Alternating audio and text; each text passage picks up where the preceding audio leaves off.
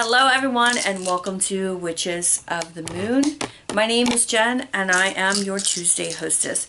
Now this week we are talking about how to, and it's really our own choice of a topic, but it's how to do something. And I thought about a number of things, which I'm probably going to touch on a number of different topics because that's just how my brain is at the moment. It's just kind of in a little bit of a rambly mode. It's been in a rambly mode for the most part this week, which is kind of unusual, which probably means I've had too much caffeine or too much sugar, one or the other. So anyways, one of the things that I thought about talking about, which I'm going to, is crystals. Now I'm not going to talk about what's my favorite crystal, how to choose crystals, how to cleanse crystals, how to charge crystals. I'm not going to talk about any of that. What I'm going to be talking about is how to read with crystals, just as you would with tarot cards or oracle cards or runes or whatever it might be. But this is basically how to do a reading with these crystals. And one of the things that you want to do, you are going to choose crystals, is pick your crystals that you want to set aside for a reading, that you want to use specifically for that purpose. Just as you have a scrying mirror that's just for that, or you may have a cauldron that's just for doing water magic, or you have another one that's for fire magic or whatever. You have your own certain tools that you use for certain things, and these crystals are going to be the same thing. They're going to have the same purpose. So you're going to choose them. Now, it doesn't matter if they are rough like this or if they are polished like this. You do want them to be like sort of a smaller size because you are going to shake them up either in your hand, and like I'm doing here, like this, or you're going to want to put them in like a little pouch or a cup or a bowl or whatever, just so that you can kind of mix them up. So you do want to do that. And just as you have a question for tarot or for your oracle cards, or my hair seems a little funky. Anyways, whatever type of divination that you're doing, you want to have a question for this as well. And so once you have your question in mind for this, and you have your choice of whether it be a bowl or a cup, or you're just going to do it in your hands, you want to shake them up and then spread them out either on a table, on a cloth, or something like that. You might want to do something that is like a little bit of a softer surface and not necessarily on a concrete floor. Or if you do, you don't want to, throw them out really hard. I mean, you wouldn't want to do that even on a table anyways, because you don't want to break your crystals, right? So anyways, you want to do that. And the way that you're going to read the crystals is you're going to read them to the point of which one is closest to you. Like, for instance, this one is closest to me from this, and then it would be this crystal, and then it would be this crystal. Even though it's to the side, it's closer to me than this one. So then it would be this one, and then it would be this one, and then this crystal, and this crystal. And I don't know if you can see that very well, but that's how you would read them. You're going to read the closest one to you first, and then go from there. And if there's one that's kind of overlapping the other, you're going to read the bottom one first, and then read the top one after that.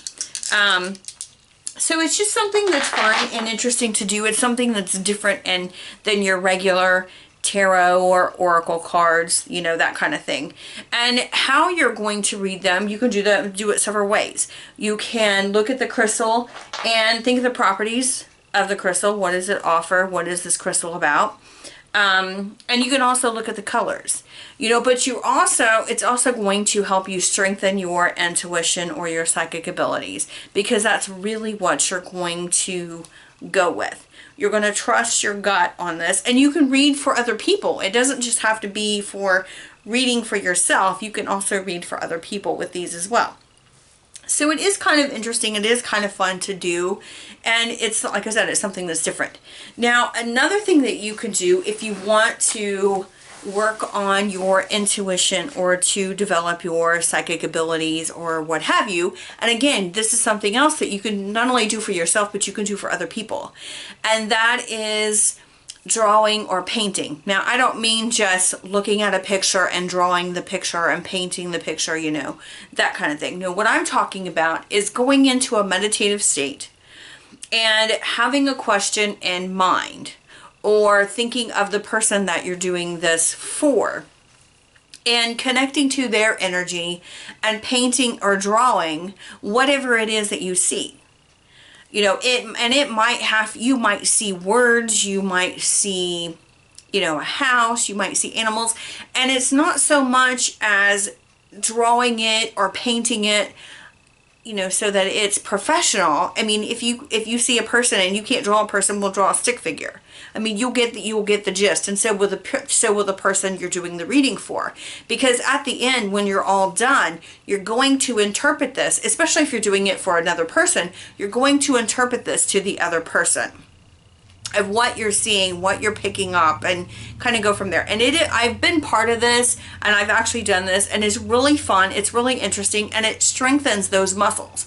So it's not something that's done that often, but it is something that you can do, and it really doesn't take a whole lot of your time at all, or a whole lot of money. I mean, you can use paints, you can use colored pencils, you can use crayons, you can use a regular pencil, it doesn't matter. You know, whatever it is, you're just going to be drawing or painting or coloring, you know, whatever it might be. So that is something else that you can do, and that's a kind of like a how-to. I'm not going to go into how you do a meditation, because I think by now we all know how to do a meditation, and if you don't, there are plenty of videos out there that have guided meditations or meditation music. But really, a meditation is just quieting the mind, you know, giving you a chance to just kind of relax and not worry about the day's stresses, or what needs to be paid, or where you have to be tomorrow, or where you have to be in an hour. It's really just focusing on the present moment. And you know, a lot of people think that, oh, I have to completely empty out my mind. No, you don't. You absolutely don't. Just notice your thoughts and let them go. You know, give yourself 5 minutes just to be, and not stress or think about anything. Sometimes people do this in the shower, and they're like, well, I can't meditate, but you're not thinking about anything in the shower. So that's really like a meditation in itself. So as I said, I'm not going to go into great detail over that. Now, the other thing that I wanted to talk to you about was channeling. And I know we've covered this topic before. I know we've talked about channeling, and we've talked about automatic writing and that kind of thing, and semi-trance, and you know, what have you. And that kind of goes along with meditation as well. You know, the only thing, you know, with channeling is to make sure that you protect yourself and you have your guides around, so that when you do go into a channeling moment and you have you know, there is a being that's coming to you, that you feel safe and you feel comfortable enough to work with this particular spirit. I actually channel, and I channel Sharon, as I've talked about on this channel before. And, you know, I feel safe with Sharon. Even though Sharon is one of many, I still feel very safe and very comfortable.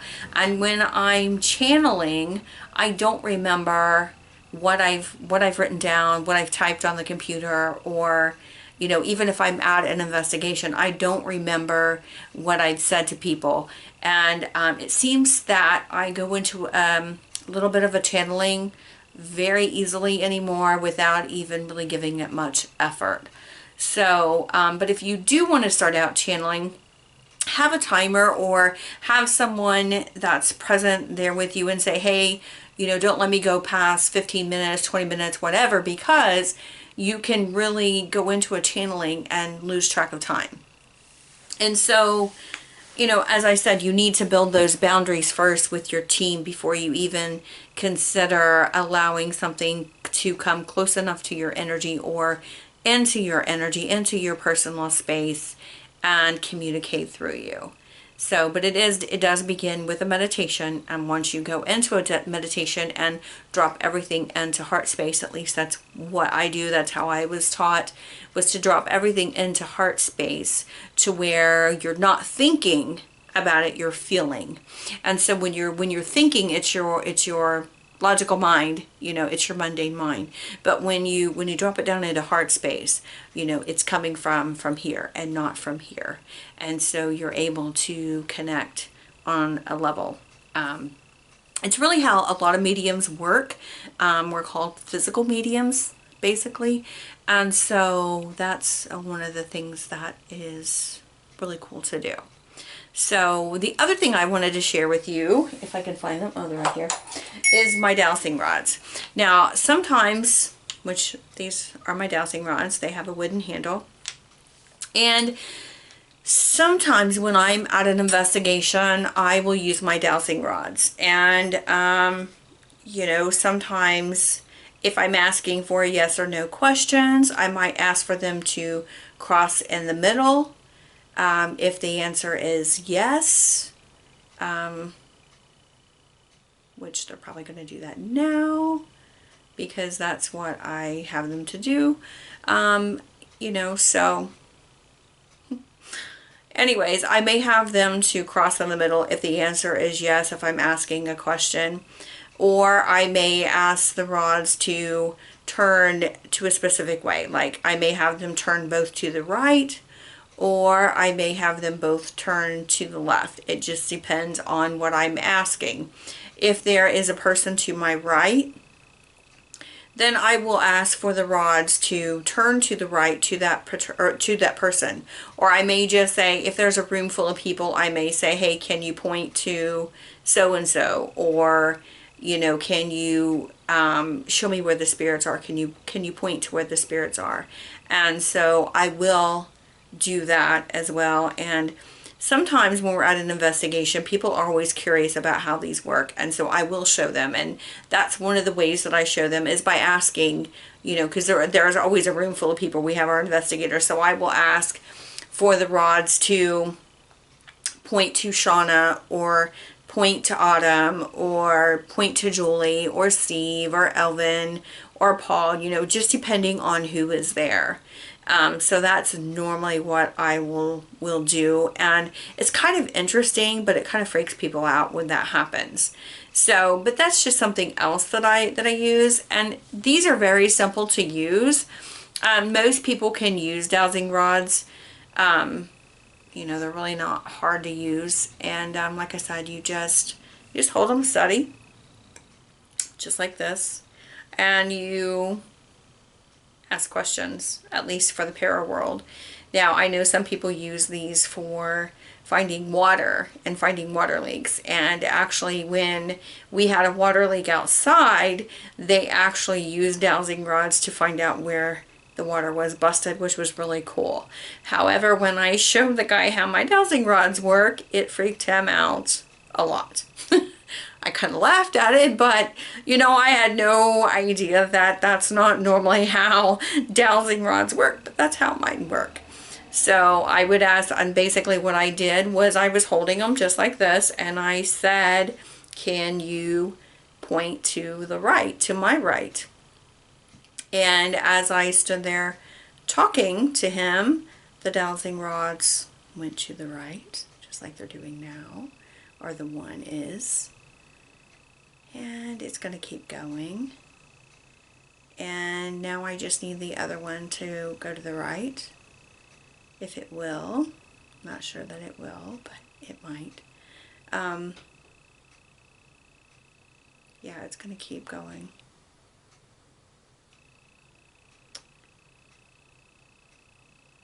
Maybe.